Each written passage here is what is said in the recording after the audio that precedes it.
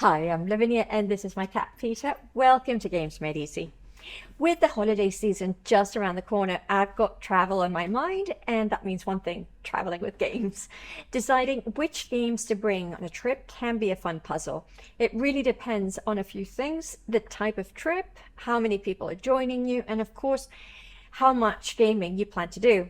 Today, I'm going to share my strategy for my upcoming trip, along with some tips about traveling with games that I've picked up over the years. When I pack for a trip, I usually aim for a mix, something light and quick for spontaneous moments, a fun group game for lively evenings, and at least one strategic option to really sink my teeth into. This summer, however, my approach is a little bit different because part of the trip will be spent with my brother, who has a bunch of good games. So I'm packing much lighter this time, focusing only on games I know we'll want for playing on the go or in places where we won't have access to his collection. I've put together a short list of some of my go-to travel games, and I'll include their weight without the rule books since I don't usually bring them.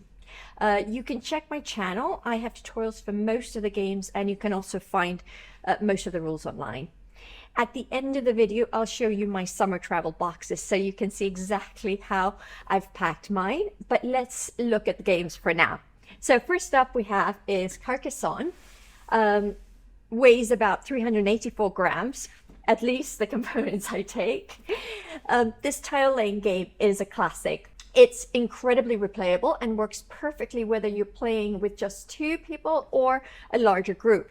I usually toss in a couple of expansions too, like the river and the inns and cathedrals, to add even a bit more variety. Next is Skull, a brilliant game at just 273 grams. It's essentially a game of coasters and pure strategy, but the way people get invested is amazing. Plus, it's super easy to pull out and play almost anywhere.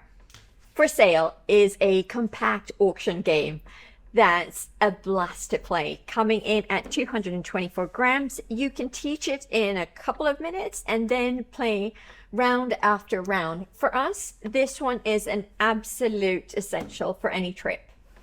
And who could forget Exploding Kittens?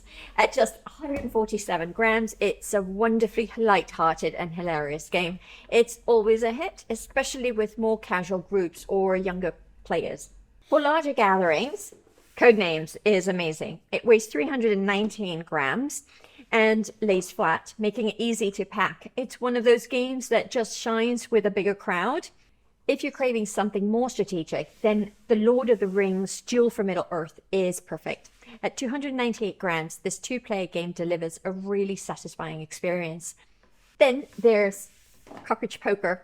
This game is so compact, weighing only 168 grams. It's just a deck of cards, but it's packed with bluffing, wild accusations, and tons of laughter. It's ideal for a light, fun gaming session. I've said it before, this game is special to me because we played it during a difficult time and it gave us so many moments of much needed laughter. And finally, another classic, the one and only Settlers of Catan.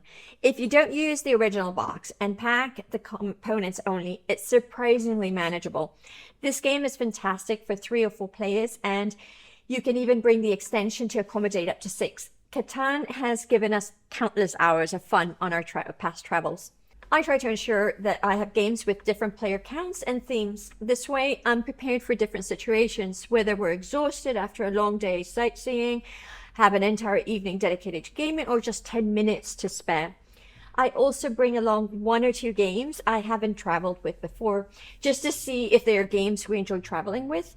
For this trip, I'm giving You've Got Crabs a go. It weighs only 169 grams. I think it will be worth bringing when you're with a family or a larger group. It gets loud and fast and is a lot of fun. The other game I will bring on this trip is Catme, the Bears of Brooks River. It only weighs 178 grams. Its theme is wonderfully unique, inspired by real bears in Alaska and actual conservation efforts. Designed for 2 players, it plays quickly but packs a serious strategic punch. Every decision feels meaningful and you can feel a good tension building up during the game. Now, let's talk about packing. I don't travel with the game boxes because they take up far too much space in the suitcase. What I do is put each game into bags or pouches and then store everything in 1 or 2 shoe boxes, depending on the length of the trip. Shoe boxes are perfect. They're protective, compact, and fit easily into a suitcase, and you won't mind if they get a bit damaged. I've got this box from previous trips, and you can see some of the games we took. For this trip, I'm putting all these games in it. Now my son really wants to take Dungeon Mayhem, so I'll take the cards out and put them in. We still have some space. Not for Peter though. So a few things to keep in mind when planning your traveling games. Check your destination. If your destination already has games available, you can definitely adjust what you bring. Are you traveling with children? I'd say prioritize compact, versatile games with high replay value. Are you going with a group? Make sure to bring at least one fantastic group game. It often saves the day. I would say mind your weight allowance. Decide how much weight you're willing to dedicate to games. I've traveled on separate trips with, say, Lost Ruins of Arnak and Viticulture. If you don't know these games, they're amazing. I love playing them and love traveling with them, but they are on the heavy side. There are so many amazing games to travel with. Let me know what games you like to take on holiday. Do you have any packing tricks I should know about? I'd love to hear from you in the comments below. If you've enjoyed this video, please give it a like and consider subscribing.